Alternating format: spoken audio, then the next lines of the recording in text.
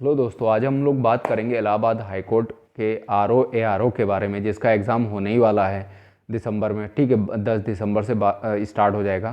तो क्या स्ट्रैटेजी होनी चाहिए वो तो मैंने पहले डिस्कशन कर दिया था। ठीक है, अब क्या करना है कि देखिए, जो अब एग्ज़ाम तो आपके पास में है, ठीक है, तो अब आपको नए टॉपिक्स नहीं टच करने, जो आपने पहले पढ़ा था उसी को ही आपको रिवीजन करना है। ठीक है, नए टॉपिक की तरफ बिल्कुल ना जाइए, क्योंकि उससे क्या होगा कि आप क्या होगा, थोड़ा सा आप डिप्रेशन में, मतलब आपको लगेगा कि नहीं हमें कुछ याद नहीं है।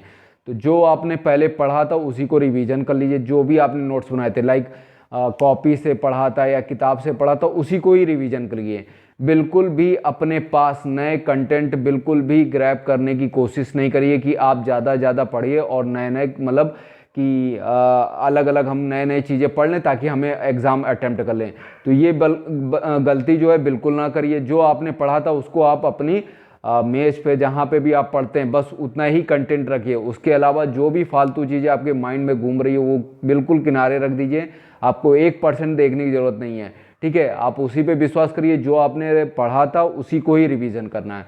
दूसरी बात, जो आपने करंट अफेयर्स टच करा था, करंट अफेयर्स के लिए तो मैं ये कहूँगा कि जितना आप पढ़ें, पर डे अपडेट कर लीजिए। ठीक है, अभी भी बहुत टाइम है, 10 दिन के ऊपर टाइम है।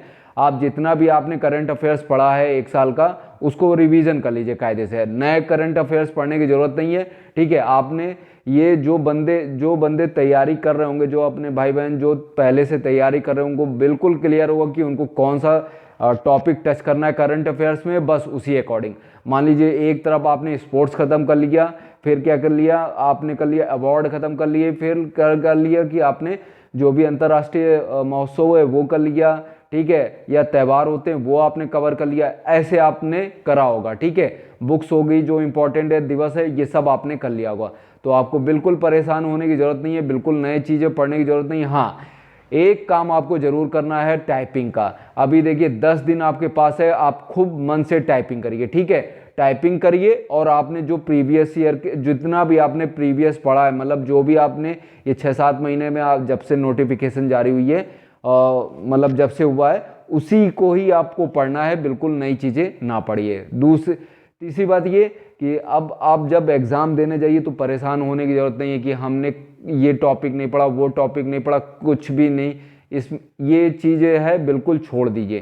ठीक है, नहीं पढ़ा नहीं पढ़ा, हो सकता है जो आपने पढ़ा भी है वो भी उस टॉपिक को टच ना कर रहा हो। ठीक है, तो जो आपने पढ़ा उस पर कॉन्फिडेंट रहिए और उसी से ही आपके क्वेश्चन बनेंगे।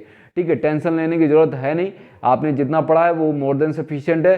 बस आप में अपने आप में विश्वास रखिए कि हमें ये एग्ज़ाम क्लियर करना है। प्लस टाइपिंग पे हमें बहुत ज़्यादा मेहनत कर लेनी है। ठीक, ये चीज़ें तो मैंने बता दी। इसके बाद जो मैं और जो सजेस्ट करना चाहता हूँ वो कंप्यूटर के बारे में करना चाहता हूँ। ठीक है, अगर आपने कंप्यूटर अभी तक नहीं सही से पढ़ी है तो उसके लिए यूथ कंपटीशन वाली कंप्यूटर की आप जरूर पढ़ लीजिए। ठीक है, खरीद लीजिए, अभी भी बहुत समय है, उससे रिवीजन कर लीजिए, आपका कंप्यूटर का क्वेश्चन छूटेगा नहीं है। ठीक है दोस्तों, तो ये आप देख लीजिए आपको करना क्या है। पहला, आपको जितना आपने पढ़ा है बस उसी को रिवीजन करना है, नए टॉपिक की तरफ नहीं जाना है। उसके बाद आपको YouTube से बिल्कुल भी जीएस का मटेरियल नहीं सर्च करना कि अब हम ये देख ले वो देख ले, इससे आपका नुकसान ही होगा, फायदा नहीं होगा। ठीक है, आपको कुछ आएगा नहीं है। जो आपने पढ़ा है बस उसी को रिवीजन। उसके बाद आपको करना क्या है, करंट अफेयर जरूर देख लीजिए। करंट अफेयर 6 महीने साल भर वाली आप रट डालिए। बाकी मैंने जैसे बताया वैसे कर लीजिए, बिल्कुल भी आपको टेंशन लेने की जरूरत नहीं है। ठीक है दोस्तों, तो अगर ये एडवाइस बहुत अच्छी लग रही है तो आप इसको सही से फॉलो अप कर लीजिए ताकि आपका हो जाए। थैंक यू दोस्तों।